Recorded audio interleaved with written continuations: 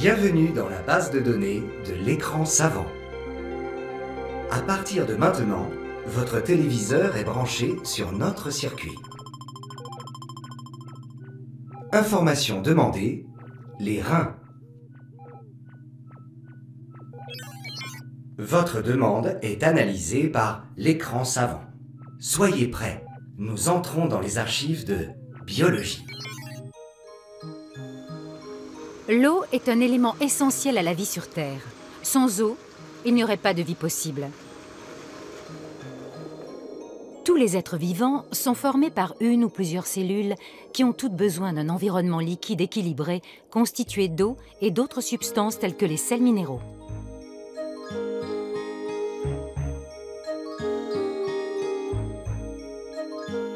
Dans cet environnement salin, appelé liquide interstitiel, les cellules trouvent les aliments nécessaires à leur développement et déversent les déchets produits par leur activité. L'équilibre doit être maintenu à tout moment dans ce liquide interne, où continuellement des nutriments sont apportés et des déchets éliminés.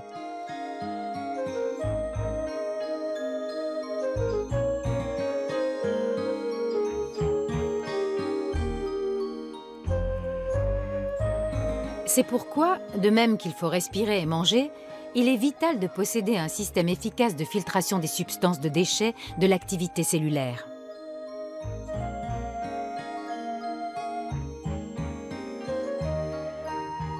Chez l'homme, l'eau constitue de 60 à 70% du poids corporel. Il est possible de rester un mois sans manger, mais à peine une semaine sans boire. 2/3 de l'eau se trouve à l'intérieur des cellules. Le reste est réparti entre le sang et le liquide qui entoure les cellules.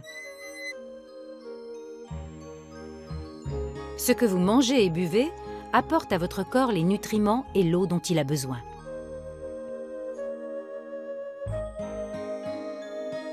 Ensuite, il élimine les déchets grâce à différents mécanismes.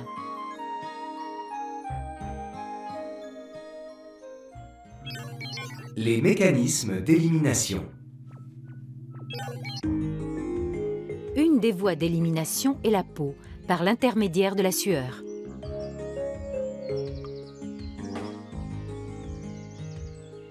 La quantité de liquide perdu dépend autant de l'activité corporelle que de la température et l'humidité de l'environnement. Ainsi, une personne assise en train de lire à une température de 20 degrés perd moins de 85 ml de sueur par heure, alors qu'avec un exercice physique intense, la perte peut atteindre jusqu'à 2 litres de sueur par heure.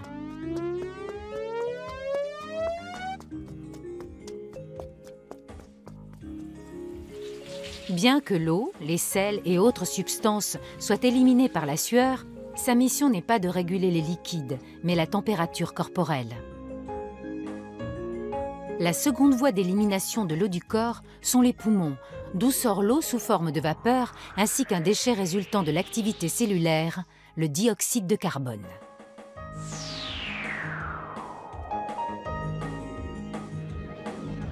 On perd plus d'eau en respirant dans un climat sec que dans un climat humide. L'eau et les nutriments dont le corps a besoin sont absorbés à travers les parois de l'estomac et surtout des intestins pendant le processus de transformation des aliments.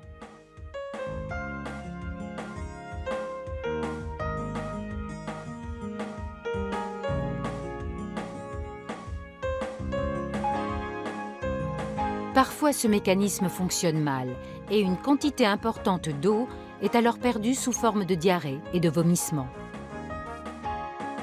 Enfin, la façon la plus importante d'éliminer l'eau du corps est l'urine, produite par les reins.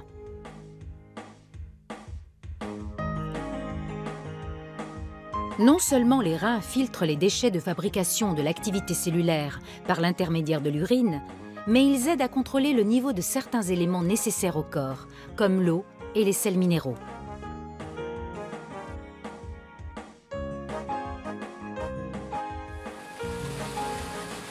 La décomposition des protéines produit des déchets qui contiennent du nitrogène. Ils sont toxiques pour l'organisme qui travaille à les éliminer.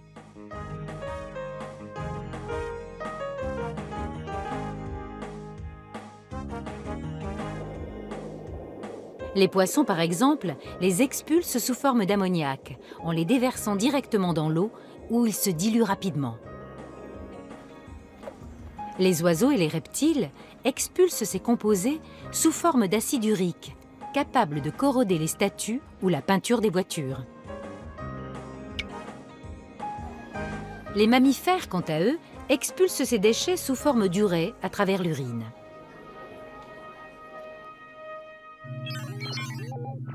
Fonctionnement du rein. Filtrer le sang de ses impuretés, maintenir sa salinité constante, ainsi que l'équilibre d'autres substances vitales pour l'organisme, telles sont les missions complexes des reins.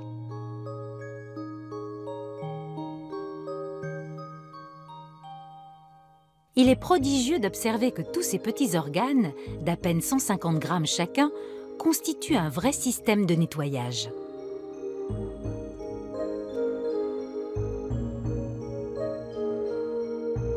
Les deux reins du corps humain sont logés dans la partie postérieure de l'abdomen, reliés par des artères, des veines et des tubes qui conduisent l'urine jusqu'à la vessie.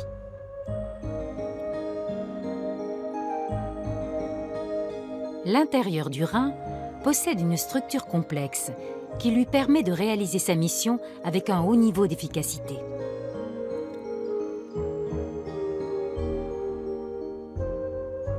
Les reins sont formés de petites unités fonctionnelles, les néphrons, composés eux-mêmes d'un peloton de capillaires appelé glomérule. Le glomérule est enveloppé dans une sorte de vasque appelée capsule de Bowman et doté d'un long tube en forme de U entouré de petites veines et artères. Chaque rein contient approximativement 1 million de néphrons distribués de façon très organisée. Si nous mettions ces tubes urinifères en ligne droite, ils auraient une longueur équivalente à celle de 5000 voitures.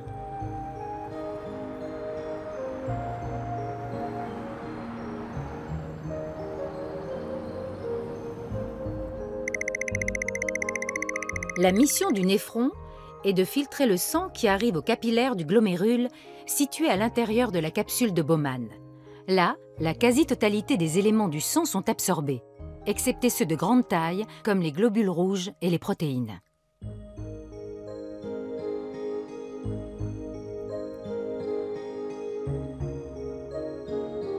Ici, nous voyons un glomérule capté par un microscope électronique. Le liquide filtré coule alors le long du tube en forme de U. Les parois de ces tubes sont formées de cellules qui réabsorbent les substances dont l'organisme a besoin, comme le glucose, et les renvoient dans le sang grâce à un processus de sélection d'une précision étonnante.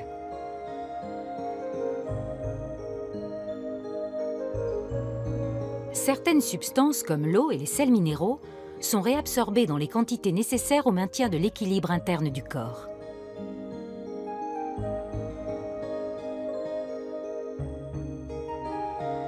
Parmi les substances à éliminer se trouve l'urée, un déchet que produit le foie après l'absorption de protéines. D'autres déchets, comme les médicaments, ne sont réabsorbés qu'en partie. Les substances bénéfiques sont renvoyées dans le sang, le reste du liquide chargé en déchets se transforme en urine.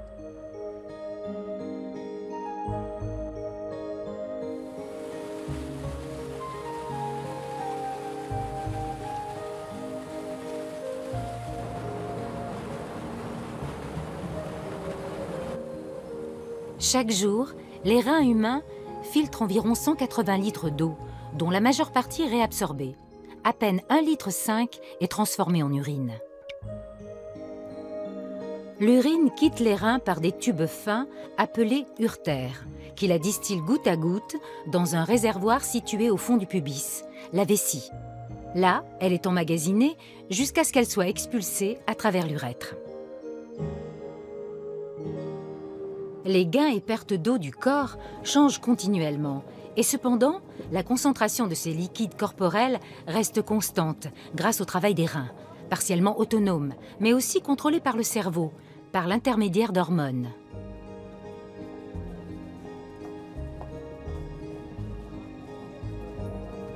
La nature n'aurait pas pris la peine de dessiner 2 organes de filtration s'ils n'avaient une importance vitale pour l'organisme.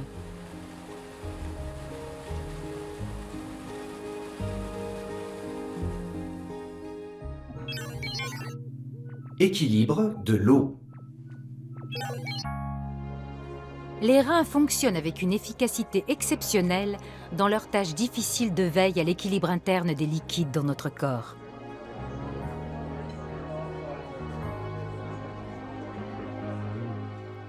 Mais parfois, des obstacles peuvent nuire à l'élimination de l'urine. Il arrive que les selles forment des petits cailloux qu'on appelle des calculs, qui obstruent le passage de l'urine dans la vessie et provoquent des douleurs intenses.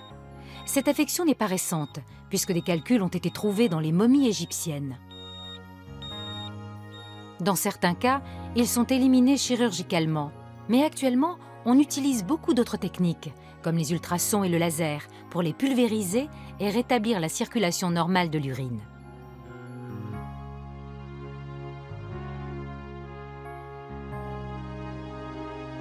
L'insuffisance rénale est beaucoup plus grave. Quand les reins arrêtent de fonctionner, le corps ne peut plus éliminer ces déchets qui l'empoisonnent progressivement. Dans ces cas, on a recours à l'hémodialyse, un appareil qui filtre artificiellement le sang en imitant le travail du rein.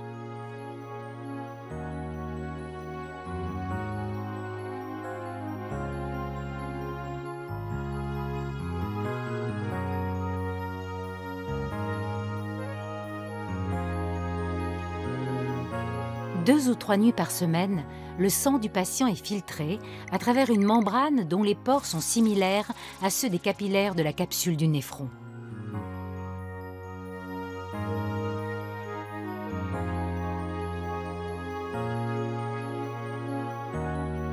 Il n'existe qu'un moyen de libérer ces malades de leur continuelle dépendance à l'hémodialyse, la greffe du rein. Le rein est le premier organe à avoir été greffé avec succès. Et c'est aussi l'organe le plus greffé aujourd'hui.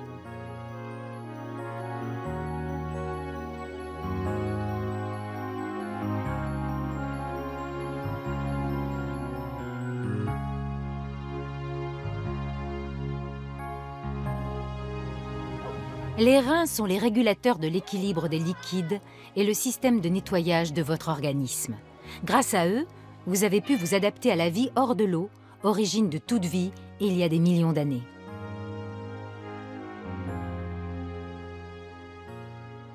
Résumons. Toutes les cellules et les organismes vivants ont besoin de vivre dans un environnement salin, équilibré.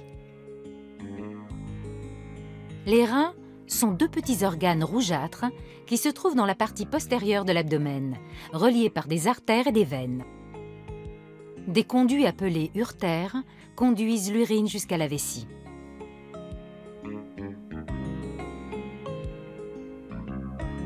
Les reins possèdent une structure très complexe. L'unité fonctionnelle s'appelle le néphron. Il est composé d'une capsule qui contient un peloton de capillaires appelé glomérule, ainsi qu'un tube en forme de U, le tube rénal.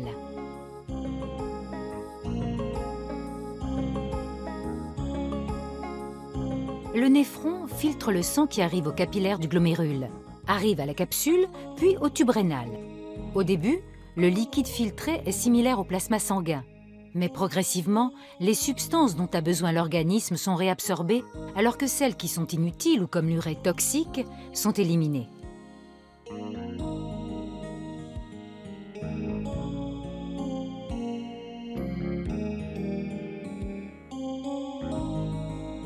À mesure que le liquide passe par le tube, sa composition se modifie jusqu'à se transformer en urine.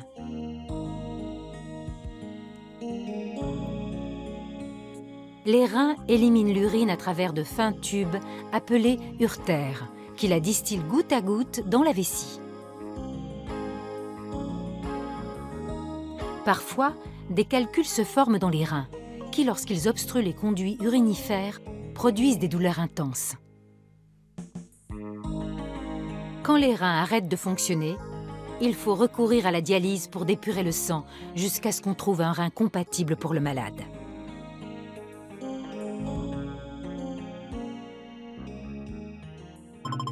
L'écran savant espère vous avoir été aussi utile qu'agréable et vous donne rendez-vous la semaine prochaine.